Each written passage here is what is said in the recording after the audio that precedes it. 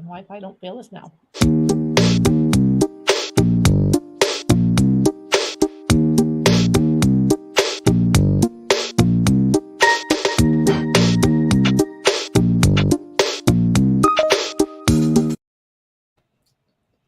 Such a cute little tune. Nice. It's my turn, isn't it? I'm like, it's you, Carrie. But it's a great tune. It's a great way to start the show. I agree. Hello, Doodle and Chat. I'm Carrie Baughcum. And I'm Mandi Tolan. And this is Doodle and Chat with Friends. And we are super excited to have with us tonight Omar Lopez. Hello, Omar. Hi, everyone. Hello. How are y'all? I'm so excited to be here. Like, super excited. You have no idea. So excited. We are also excited. So I'm going to start off just by sharing a little bit about Omar. So I actually first met Omar when he sketchnoted a Dish That textbook panel at ISTE. And I was super excited about it. And so this was actually the first session that I had ever been a part of that somebody had sketchnoted. So I kind of fangirled a little bit about that. But if you've seen any of his sketch notes, you know he did such an amazing job with it. Well, his talent for sketch notes is even more special, knowing that he used sketches and drawing to help him learn English when he moved to the United States. So Omar has taken his doodles and his sketches and he's turned them into illustrations for Todd Nesloney's book, In the Season, Words for the Heart. He is currently an instructional technology specialist, but taught in middle school English and reading classroom, in a middle school and English reading classroom for a number of years. He's an Apple Distinguished Educator and more recently an Apple Certified Coach. With his master's in educational technology, Omar leverages available technology to provide students with relevant and meaningful learning experiences. I personally am so excited to doodle and chat and learn all about Omar Lopez tonight. Thank you for being with us, Omar. Yes. Oh, on the contrary, thank you for the invitation. I had thought about this moment for quite some time, and I told you on that when I got the invitation. It's so because I love drawing, I love sketchnoting, and I'm really happy that Mandi got that information all about me.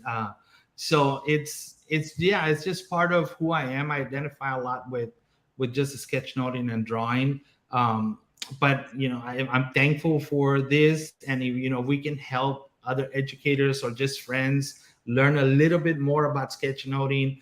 And because sometimes we think about how do I get started, or how do I do this? There's no wrong way, and I'm sure we're going to talk about this. How do we start? How do we continue? How do we maintain this? When do I do it? There's a lot of questions that there's no correct answer. Everybody, you might have an answer, I might have something different that applies for me. So it's just a little bit of everything. So I'm glad to be here. I think, Carrie, I came in contact with you with the when past the sketchnote, when it first started, maybe about 5-6 years ago or something like that. I don't know. I don't even know how long it's been, but it's been great. And yes, the panel with Matt Miller. So that's, it's good to be together. So I'm glad to be here. Super happy to be here. Full circle. Sketchnoting brings people together, right? Yeah, for sure. And I mean, I guess, sure. I guess the one thing that people can do is just pick up a pen and draw with each other. Sometimes that's just the easiest way to start. Yes. Yep. Yeah, you're right. So for our friends joining us, we have the Bowl That Knows with us as always. And in it are questions that are specially written just for Omar. And Omar, we did our homework. I'm wondering how, though, because when Mandi read them, I've seen that on my LinkedIn. I'm sorry? I said, you'll learn our secrets when we're done, but we won't tell anybody on air because they're secrets. Okay. No pressure. And then we have a few questions that are just random that none of us know what they are. Okay. So we're going to turn our cameras on, and Annabeth is here with us. She's going to pull from the Bowl That Knows the first question, and we're going to get started doodling and chatting all about and with Omar. That is so cool. Can we get the things underneath the people? Do you know? Maybe. Let's try. Okay. Does he go first? Yeah. Yes. And then Mandi? You go first, right? Yeah. You, Mandi. Nope. Opposite. Oh, it's opposite? Oh, this is So Omar first, okay. Mandi. then Mandi. Then you. Oh, there we go. Look at that setup. Got him lined up. Good. All right. Awesome. Now, Omar's using an iPad tonight, which excites me because Carrie uses a Sharpie and paper, and I almost always use my iPad. So I'm excited to see what you have with your iPad tonight. Yes. And I think, do we Yes. have 2 children on the chat with us? Because it says, let's go, Pa. Are these children of yours? Oh yes, probably there. Yes, I didn't see that. Yeah. So I have 2 boys. Well, the baby's 16, and our oldest is 20. So yeah, they're probably on. Thank you for being here, boys. I love you.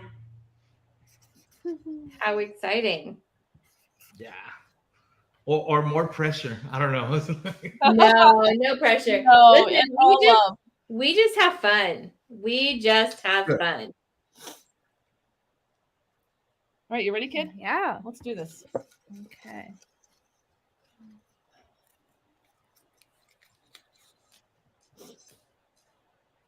What is something that everyone looks silly doing?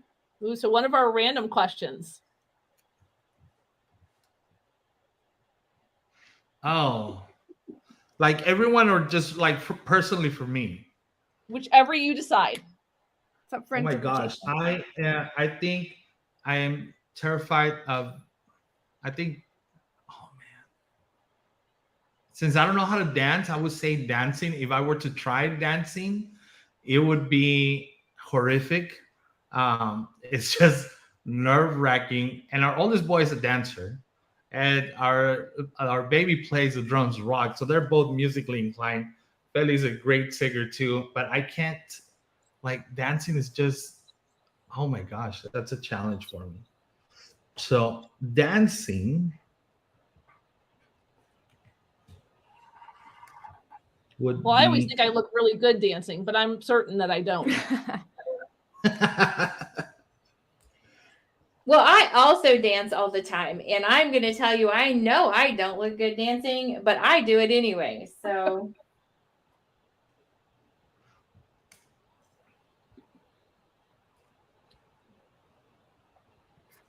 Wait, which way the notes go? That way? Just draw one. Oh, goodness. I don't want to draw it wrong. You did it. Yay, I drew the note the right way. Victory. my guy's foot definitely went the wrong direction. Let's try that again. There we go. Woo!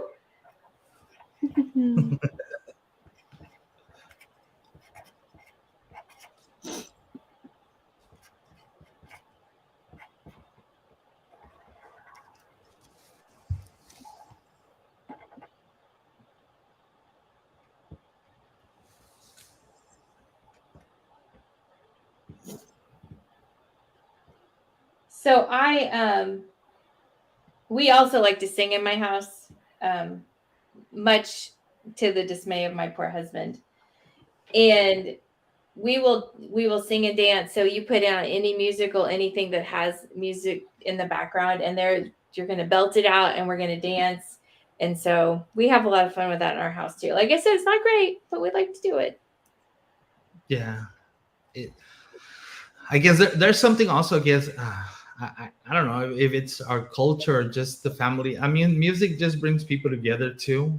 You know, and dancing, and there's a lot of history in the dances and how it has evolved.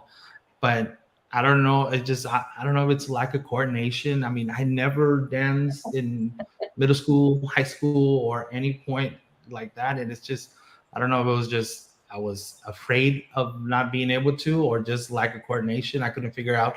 So I either move my hands or I move my feet. So I can't do like both parts of the body at the same time. So That'd be funny. And I'm always thinking, oh, they're gonna laugh at me. So, but it's just, it is what it is. It looks like, it feels like it's a lot of. It's good. The music is good for the soul and the body and the spirit.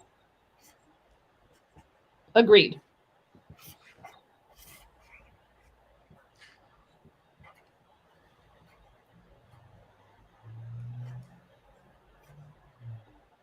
I did not pick a good spot for that sign. Oh well.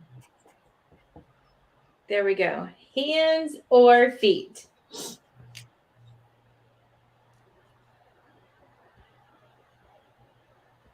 Perfect. What do we think? Yeah, one or the other. One Not or the both. other. Hands or feet? My guy's also kind of broken in the middle, but that's okay. All right. We But like that's what another. dance- Yeah, let's do another question.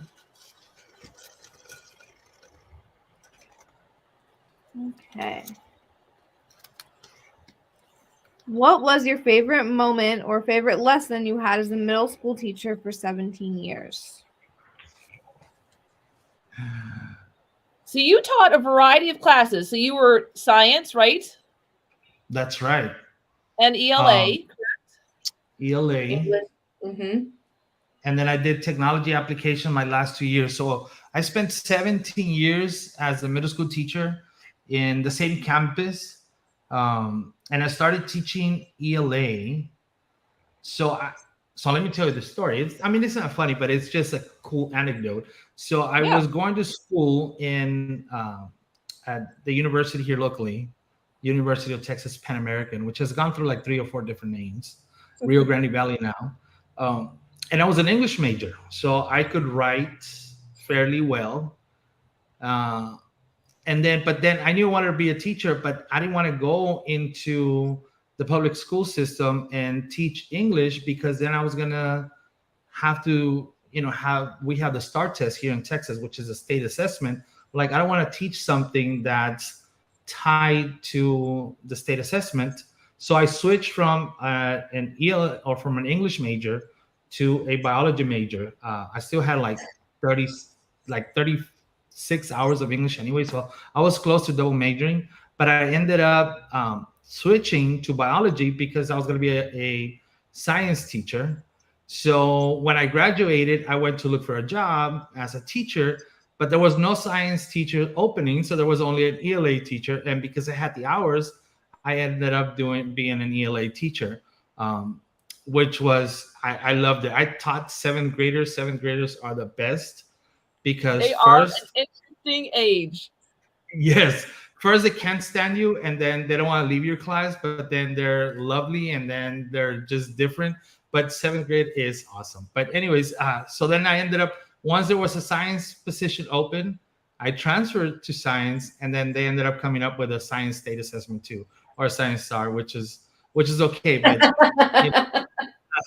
that's how I ended up in science. So yeah, I taught 7th grade ELA for 5 years. And then I did science for like 10 years. And I really, really enjoyed, teaching the just everything, because 8th grade science, we saw from life science, chemistry, physics, earth and space. So it was the overall idea of, just science in general. But what was my favorite? Oh, gosh. Oh, man, lessons. I think I ended up doing, like in the latter years, I could have a lot of, favorite lessons, but I ended up doing like a coding activity, but we were also learning about resources and competition and ecosystems. So the robots had to get to a place of shelter, food, or water. So the basic parts of an ecosystem, and the students had to code that, their little robots, to get to shelter. And whoever didn't get to shelter would perish. So then that was like competition of resources. But then, they just had to work through the elements, but also they were coding at the same time. So I love that lesson. In my tech apps year, my last 2 years, we did a little bit of graphic design, and so my student would just do like posters for school and the campaigns and things that were happening around school. So any events, like suicide awareness, that anti-bullying week, just all those types of posters or all those types of events going on throughout the school year. My kiddos would do that, and so it was good because they would see their work on the walls around campus, and they got to learn just a little bit of design and just work with different applications. So that was something that I really liked. I mean, there's just things. What else did we do? I think those are probably the most that stood out the most. And again, being a teacher is just like running into your students, 10 years or 15 years, and then they say thank you. After they graduate from high school, you run into them, and they're grateful that you were with them or that you were their teacher. So that's just great. That's awesome. That is super rewarding for sure. Yeah, definitely.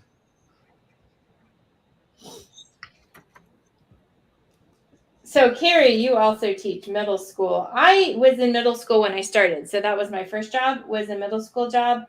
And middle school students are really fun. But I tell you what, those of you who teach middle school for a long time, like, good for you. Really good for you, because I enjoyed it, but I really do enjoy high school more. Well, it was funny because when I originally wrote that question, it was going to be, hey, Omar, you taught, we often say that certain teachers go to certain levels of education for reasons. And like there's a certain breed of high school teacher, there takes a certain breed of middle school teacher, elementary school teacher. And I was going to ask Omar, or I was going to have the Bolt ask, if we pulled the question, like what made him, a middle school teacher. But I mean, but you're right, Mandi. There's a different personalities, I feel like, for each grade level. Yes. And I'm glad you're mentioning that, because I do see that all the time now that I work, providing professional development. Like I can tell who is a middle school teacher, who is an elementary teacher, and who is a high school teacher. It is so noticeable in the way they interact with the content and they behave. I'm not talking bad about anybody, but you can tell right away who teaches what. And we do take on that personality, I guess, like our students. And in a way, we are like them, because they gotta have somebody that they can relate to. So, and even within the campus, you have your English teachers behave a certain way, your biology teacher or your science teachers behave a certain way. Then you have your history teacher, and everybody, those little, I don't want to say cliques, but those little groups of teachers, they have certain behaviors that they identify with. And I think I didn't fit so well the mold. I was like, I don't know. It was just, I did what I thought was best for my students. And sometimes, we got to walk off the path a little bit.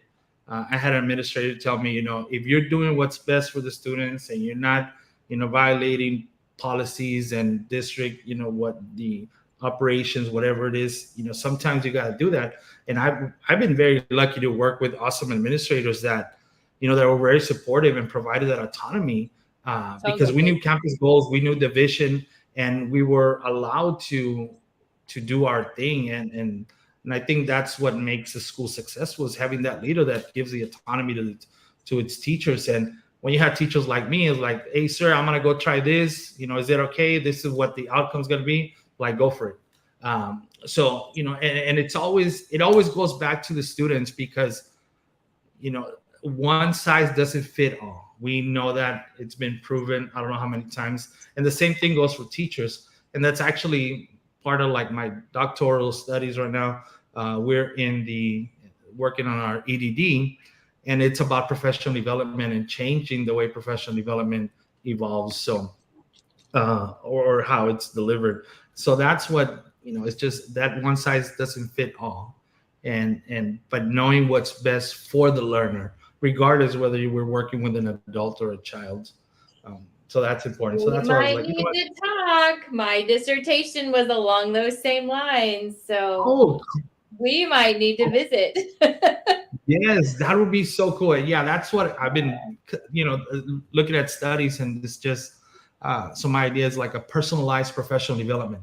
So what I've been calling like a PPD, right? A personal development plan where we work more than once, because sometimes there's no follow through. But, so yes, definitely that's something that's in the works. Very and cool. and I can bring in this to how we are learning with each other. Yeah. I will say though, of all the teachers that have personalities, you really have to watch out for the math teachers. You are right. We are a special breed of people. Yes, we are. You just never know what you're getting from a math teacher. So Omar, Monica asked, are you using paper 53? Yes, indeed. That is my go-to app. I've been using paper for, ever since I can remember. So it's been a long time since I started. I don't know. I think Feli, my wife's will watch, so she'll know when I started using the iPad. Actually, Feli was the one that pushed me into getting the iPad and really getting started with this, because I did this like on paper, but then she encouraged me and she's like, you got to do this on the iPad. So I was like, I'm so glad I listened to her after I don't know how long, but thank you, Amor, for pushing me to do this. But yeah, so paper is my go-to app. I've used other applications and I've tried. Fresco has been really good recently. It's had great improvements. There's more things that we can do on Fresco. The thing is, though, I haven't found a pen on any application that behaves like this. I mean, it's just the writing is so smooth, and I'm able to create all kinds of whatever I can on this one. Procreate, I've used Procreate, but that's more of a drawing, painting, artistic one. That one's okay. I mean, it's a great app, but for what I do, I don't think it meets what I need. I also used Explain Everything back in the day. Is it still called Explain Everything? I think Carrie, you used that. It is, yeah. Yeah, they keep making improvements on it too. I really enjoy it as a teaching tool for sure. Yeah. So I that's another one. So I have several apps, but the one that never fails me and I go to all the time is paper. The way I organize notebooks and all the different inks and brushes, and I've gotten very familiar with them, so I feel comfortable with it. So yeah, that's awesome. That is, I use Procreate. I actually did start with when paper was paper 53. I started with that one. And then once I kind of got into Procreate, I've actually learned how to kind of mess with my brushes a little bit so I can get a smoother line and a better drawing. And so I've learned how to make my own brushes in Procreate so I can get more of the drawing that I want. Although when I doodle on this, I just have a monoline brush that I just always use. But that's what I go to. Monica said she uses Procreate now too. So yeah. And yeah, that monoline, that one I think is probably the closest thing to this on paper. It's pretty good. Sometimes it feels just a little too curvy. It feels a little too liquidy for me when I'm doing when I'm using Procreate. But I've used it. So I did a lot of my my word wall. So my word wall was like dual coded. So I would draw something on on Procreate, and that's because it becomes more artistic. So that's when I used Procreate, because of the brushes and all of that, and the layering is really great too. I wish paper had a layering system, but then I'm like, I think it's perfect now. I was really happy when they allowed me to cut and flip, and I'll do all of that stuff, and zoom in or maximize. That was really nice, um, but yeah, I'm happy. Yeah, that's the one. Yeah, I mean, I always just think, and I'm sure both of you would agree, you pick the way that you like to draw and just commit to that, and then whatever makes you feel comfortable, that's the best tool for you, you know? Absolutely. Yeah. Absolutely. Whatever works for you. Exactly. Yeah, you're right. Yeah. Our next question. All right, so we have another question. I'm gonna read this one, I think. Hashtag co-pilot for life. Oh. What does a great day with your two children and Flay? No, I didn't say that right. What is it? Feli. Feli, sorry. I apologize. Feli. What does a great day with your two children and Feli look like?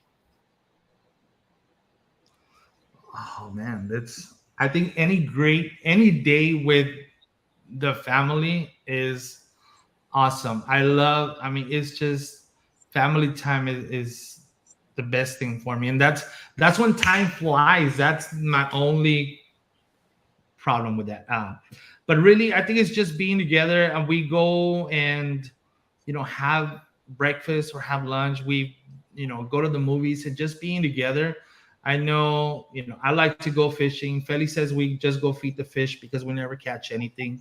But, it's just being together. Our boys they're very smart. They're very ingenious. So they're very witty. So, we're always on our toes with them. So we have a wonderful relationship, just the four of us. And I think they know we can joke around, and, they come up with jokes, but because they're so smart, and, we understand what they're saying, and it's just being with them. Sometimes people look at us funny because we'll go and we'll start talking about, physics or the three laws of motion when we're having a burger. And so we go into having these conversations that we would normally have in the classroom, but it's just the conversations that we have together. Any day with them is just great because we just have so much fun, and we're laughing and growing, and, we challenge each other with learning more and just pushing more. And I think that's part of, Feli and I being in a doctoral program, because we want to, set not a challenge, but, just so that our boys see that, we're working full time. I mean, we're parents, but then we're also making, a little extra, working a little extra to get another degree and just keep on learning. And I think that's vital, is to show that we're lifelong learners, not because we're we're older, but we keep on learning, because it's just an example that we want to establish or set for them. But just being together and knowing that that we connect, that we just fit perfectly. And Feli, we've been married like 20 plus years. And I don't know if I've mentioned this, so if you all know, through research, Feli and I taught together for like 16 out of the 17 years. We were in the same campus, 16 or 15, because she ended up doing bilingual at her last year. Our classroom was right next to each other. So it was awesome. And people would ask, like, how do y'all work with each other? Like, how do you not? I mean, it's amazing. So to me, it was glorious. It's just being together. It's awesome. Even if we're just laying here watching a movie, it's good. Yes, I love that you put perfect fit. That is so true. We are like a perfect fit. Well, that's what you said. Oh yeah. Well, yeah. I'm glad you put it there. Oh my gosh, and I'm talking, I'm not even drawing, but I'm glad you're capturing all of this. We wondered, we were like, we're going to see, because it's really difficult to answer the questions and draw at the same time. And so we were interested to see how much drawing you were able to get done tonight, because we're actually here for your stories. So we get really excited when you tell your stories, because that's what we want. So that is so, now I feel like I'm staying a little behind. So I got to catch up. It will get done. In fact, I'll probably end up just staying afterwards and just dropping everything in there and putting it together. But I get carried away, especially with that question. Good. Well, and I want to say her name right. Felly? Mm-hmm. Okay, good.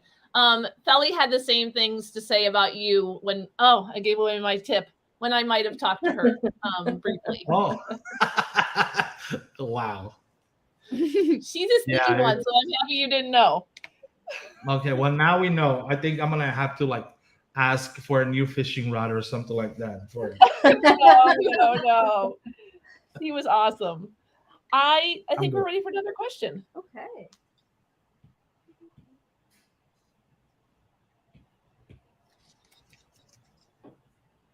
First, there was your FPS RGB mechanical keyboard. Now there is the Keytron K2. What is the perfect keyboard setup?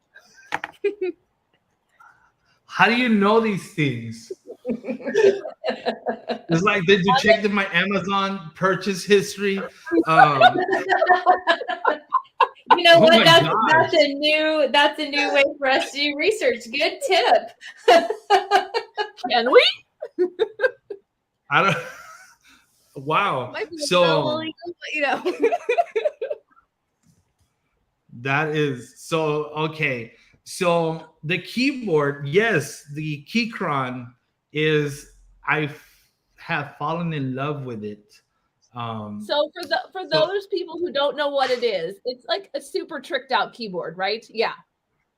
So this is I think this is a 75-inch, but it's a mechanical keyboard, and it's very portable. But it is very smooth. People don't think that it has no, it is. It does make a world of difference.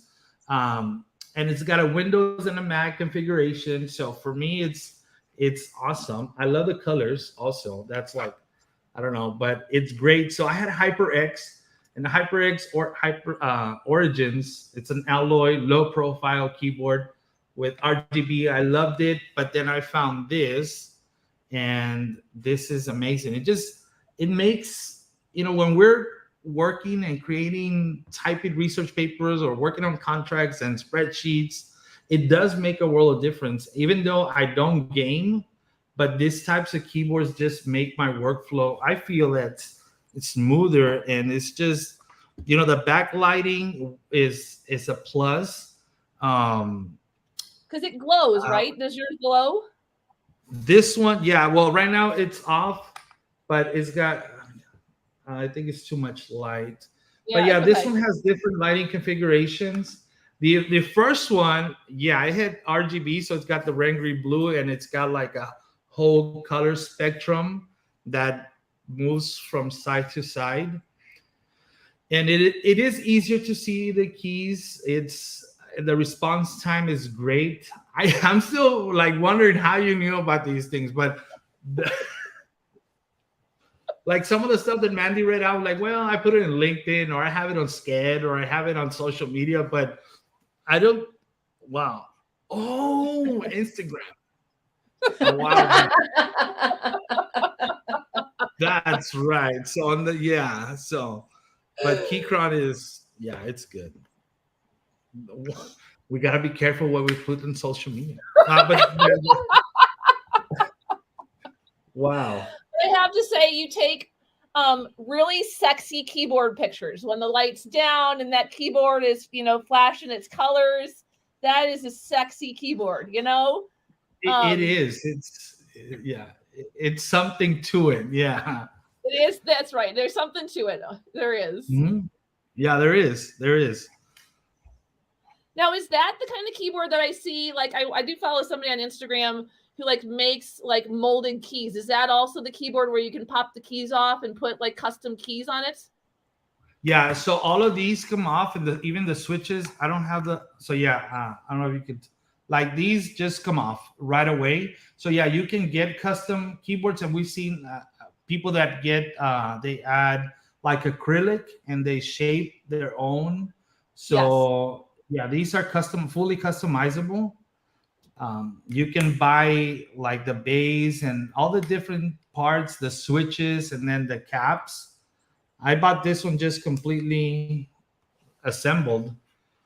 But yeah, so you can get really fancy with it. And again, this is a 75%, so it's not like the full length. There are others that are smaller, which is a 65. It just gets a little bit more compact. But it's also great for traveling. So I just throw it in my backpack and go. So, oh, look at that creek. Yes, a K2. Wow. A good one, Mandi. A sexy keyboard. Yes. And then mine says it's something. It is something. There's something about it. It's like when I draw on paper, and I think I with Chris Wilson, I answered this a while ago too. It's just like drawing on an iPad it's one thing, but just sketching on paper has got a whole different feel to it, and it's just very relaxing. So it's like a meditative process to sketch on paper. And I'm not even doing it on the iPad. I'm just talking. You are. You're doing great. Wow. Do you think we're ready for another one? I think we are ready for another one. Okay. We'll do this one up good. Okay. Let's see what it is. We have been told that you have a thing for pens and markers and sketchbooks or bullet journals. How extensive is this love, obsession, or collection?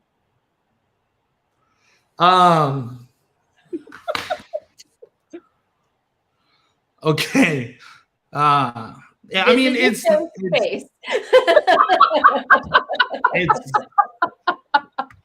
not that bad. Okay, so I have regular flares, and then I have flare bold. Wait, there's flare bold? Yeah, there's actually flare bold. I don't know if you can. Oh. This is flare. So the regular flare, right? So it's like that whole color. Yeah. Same tip. But then there's flare bold, and that I don't know if you can see the tip is just a little is it chisel? thicker. No. So it's like I just pulled out my flare bold too. Yeah. Okay. I need to be mad at them. So this is It's flare a bold. chunky boy. Yeah, it is. You're not telling me about this, both of you. I don't know about the bold. Now I do. Now I'm going to need more pens. No more. Flare I have, bold. Thing. Yes, flare bold. That's right. And I have these the Sakura pens. So I have these two. I mean, I have not the whole collection, but I have a bunch of these too. So I have Sakura pens. Oh yeah, we like those here in our house. The microns, right? And and then I have my Sharpies. This other set of pens. These I love. These are like special occasion pens. So I don't use these often when we're working on the calendar. So I add in the calendar, and it's just so these pens, markers. So I have alcohol markers too, right? I mean, these are Master's Choice. So I just more markers and more colors. There's a bunch of colors here, but then I also had to buy markers that blend my two colors. So I have blended markers, and it's just alcohol that blends these different colors. So, yeah. And I have some more pens, but those Pilot pens and ballpoint, I love pens. Well, you are in good company here because we also love our pens. So that's why we are chuckling. We love. Oh, look, and then these Sharpies. Like, why do I need more Sharpies? Because these are limited edition. Yes, totally. That's what Yes, you need. right? Agreed. So I have these two. But yeah, a lot of Sharpies. I was a big yeah, Sharpies. I've had Prisma markers too, long time ago, but those are hard to find sometimes. But I just love pens.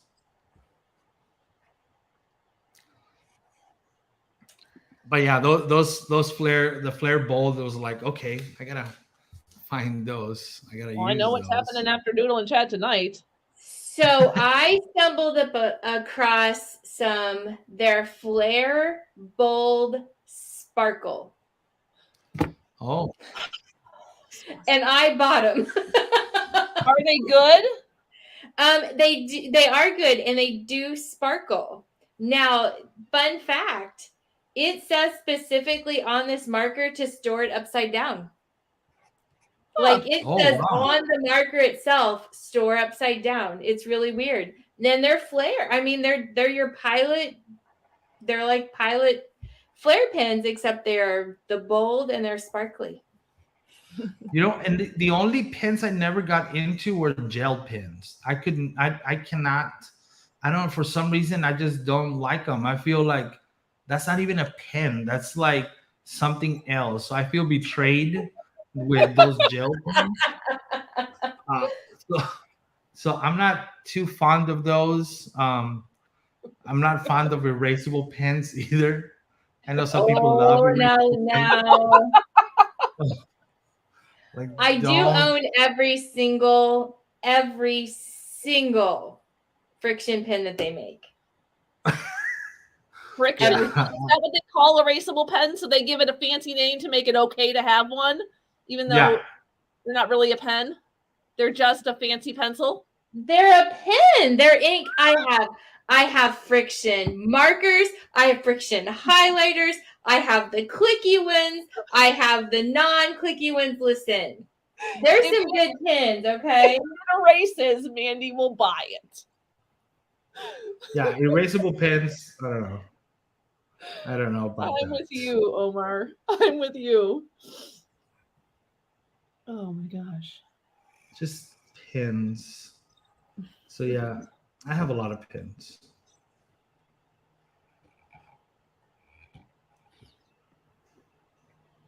That's a terrible pen. You know.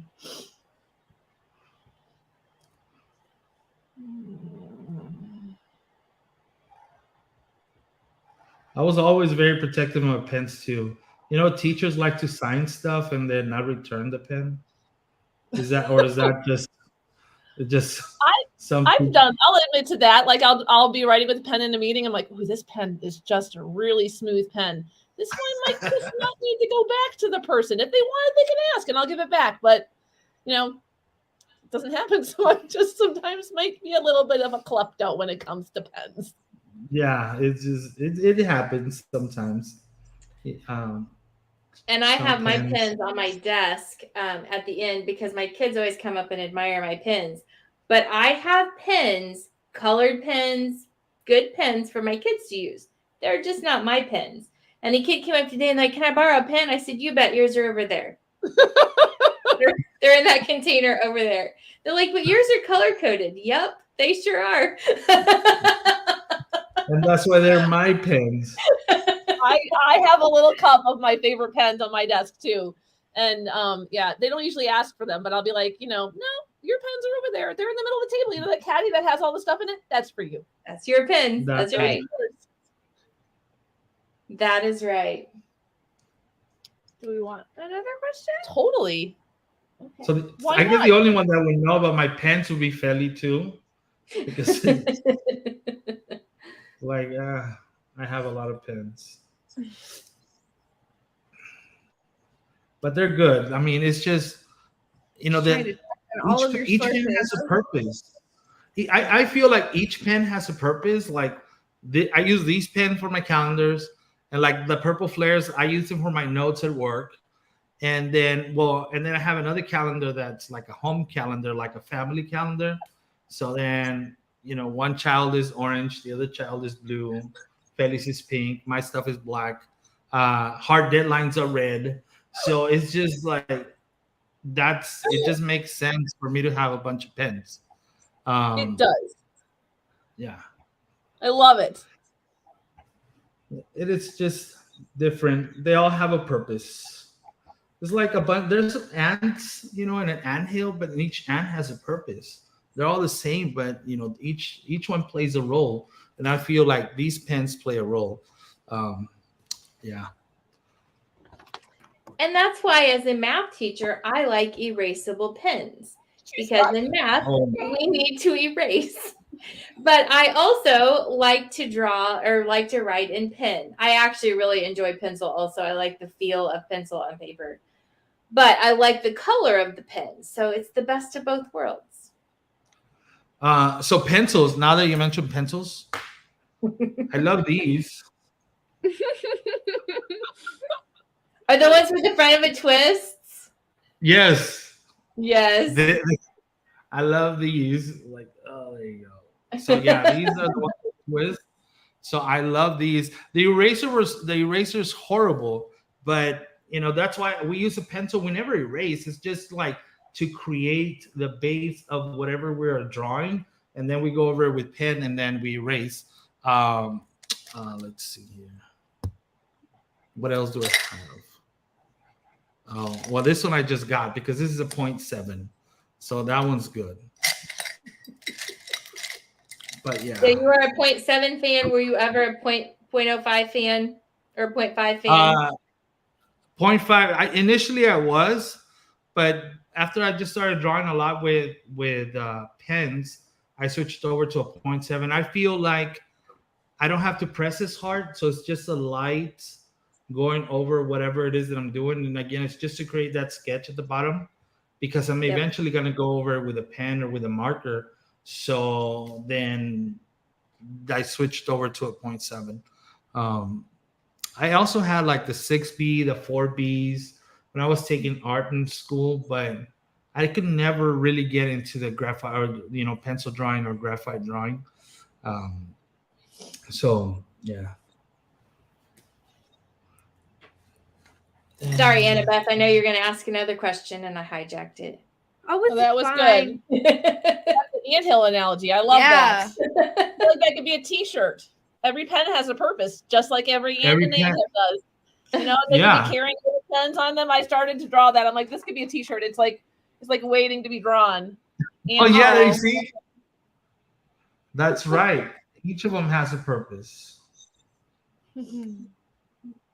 Okay. All right, we're ready. So the next question is, you moved to the U.S. at the age of 10. What is your favorite tradition or memory that you still carry with you from before moving to the U.S.?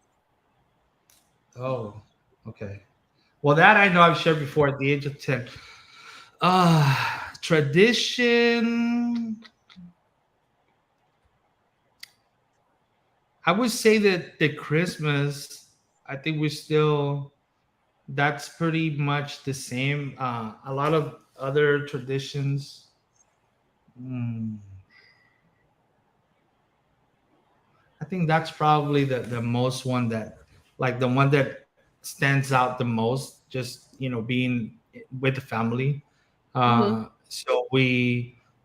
so for us in Mexico, right, Christmas was on the 24th. I didn't know that when people were celebrating Christmas on the 25th, I thought, like, why? It doesn't happen. So to us in Mexico, it was the 24th, el 24, right? That's Christmas. The 25th is just like any other day. But in the U.S., the 25th is the important day, not the 24th. For us in Mexico, it was the other way around.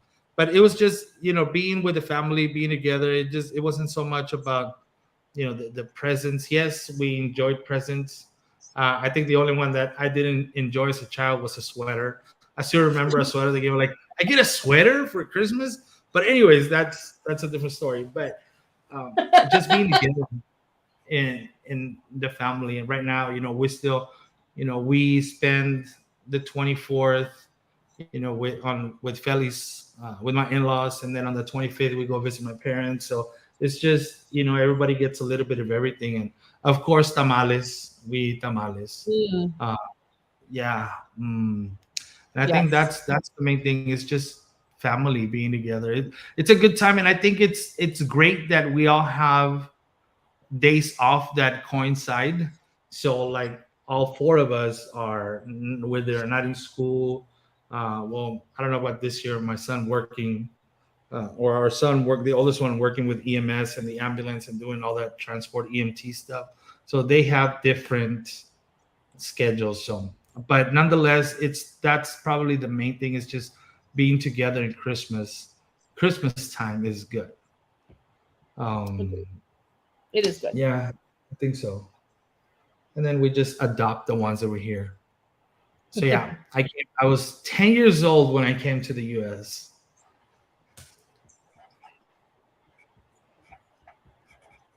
So what grade is that? Is that third grade? No. Fourth. Fourth? So I was placed in fourth grade. Um, so my birthday is in October, coming up soon, and I was 10 years old when I came.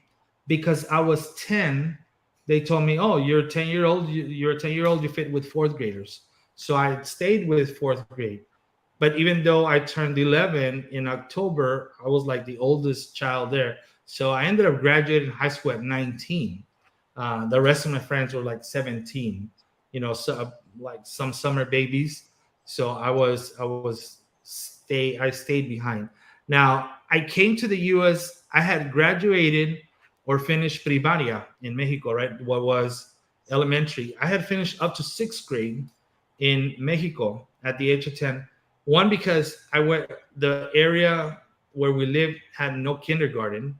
So at the age of 4, going to 5, I started fifth grade, and I just progressed through the school years. And I ended up graduating or finishing sixth grade. Not graduating, but finishing sixth grade at the age of 10. That summer, we moved to the US, and I started school here. I'm 10 years old. And I ended up being put back in fourth grade. Which was, that year was just ESL. So I don't remember content. I remember learning English. As far as any other content, I can't recall anything. It was just more of learning the language. The following year, I go and start regular mainstream. So I get put in regular class and ended up in fifth grade. And then I just moved on from there. So yeah, that was the journey over here.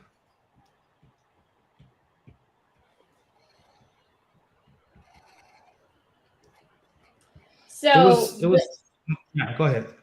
Well, I would say, so building on that, I mean, I love that you had that experience, because I'm sure you have insight for a lot of our students who are coming here, who are learning the language, and you have a lot that you can help them with because of those experiences. Yeah. So just coming to a new place, even when you switch cities or a new school, it's just an adjustment period. And yeah, there were some challenges. I tell Feli, and I've told the story before, I was not allowed to speak Spanish my first year in the US. So I'm like, okay, so you don't want me to, I can't speak Spanish, or I can't, you don't let me speak Spanish, but I can't speak English because I don't know the language yet. And there was, I don't know if it was the last year, but several times I was swatted because of speaking Spanish.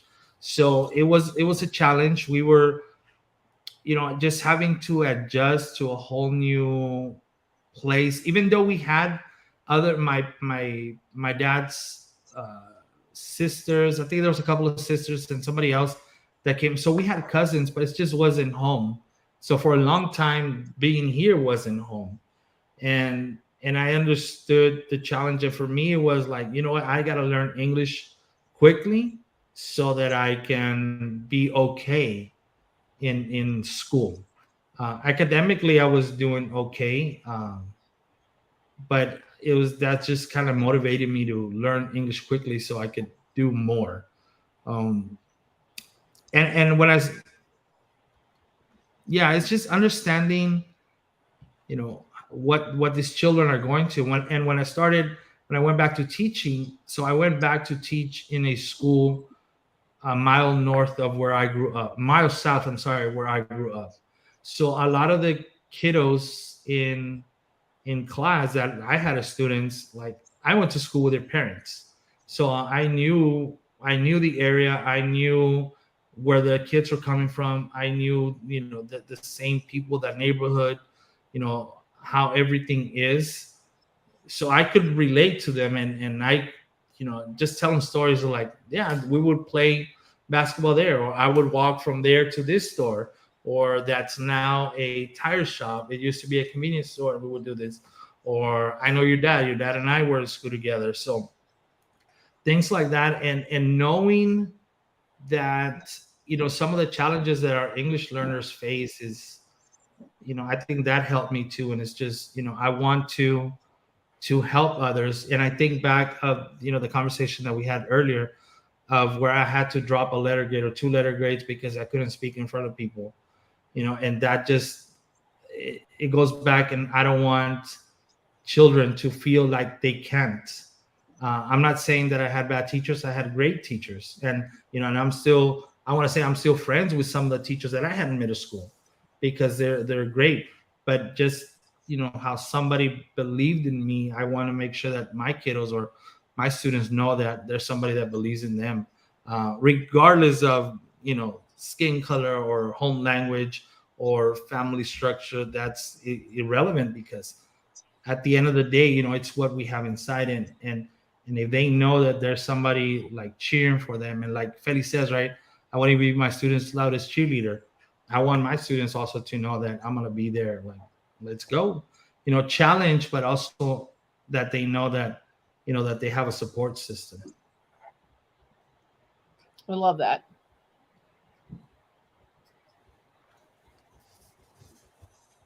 I think we can squeeze in one more question. I have a couple of smidgy blank spots to fill in more Omar goodness. Okay. Let's see. What was your favorite part of working on the book you illustrated in this season, Words for the Heart? Wow. It's just drawing. So that was the main thing, is drawing. And I'm grateful for Todd for taking that, giving me that opportunity. So I showed him some of my sketches. He came to do a keynote for us. I showed him, hey, look at this, is what I'm doing. Is like, that's awesome, and just having that opportunity to share some. And that's one thing that, I hear people say, oh, it's because I can only draw stick figures. And then inside I'm thinking, that is awesome, because that is me too. Like, I draw stick figures. And that was an idea, that working with Todd was, we want to have an illustration that goes along with a word, that whatever he's, on the poems that he's writing. And it's, it's a visual that the hopes that it allows people to connect with a word and with what is being written on those pages. And it's giving, a little hope, a little word of encouragement, a little affirmation sometimes, and sometimes all we need to do is just look at a picture. And to me, it doesn't matter if it's 100 layers or 1 layer with crayon or just pencil, but it's just, the message behind the piece of work, the illustration. So it's just, I was happy with it. I was happy that my art has a place in a book like that, and it carries a purpose for other readers. Not, it's not just for educators, but just anybody in general. And I think it's a book, and I'm so happy that it's a book that can be read from any page. It doesn't have to be in order. It's just, like Todd says, it could be read at any season. So just working on that and sharing a little bit of me in each of those pages is is awesome. And yeah, it is the message that goes with it. I'm just grateful. I loved how it came out, and I love how Todd and his people made it work. Um, and it's like, all it is, and it was very intentional just to keep it black and white, keep it very simple, because we don't want it to be too complex to go along. We don't want it to take away from what was written on those pages, but it's an illustration to kind of give somebody a visual of what it's all about. And I love drawing on that. So yeah. Oh my gosh, this is blank. I can't believe I got carried away talking. But I'm gonna end up doing this tonight and just sharing this, because I don't know how y'all find out about my keyboards, but yes. I'm still shocked with it. I'm like, how? I was taken aback with that.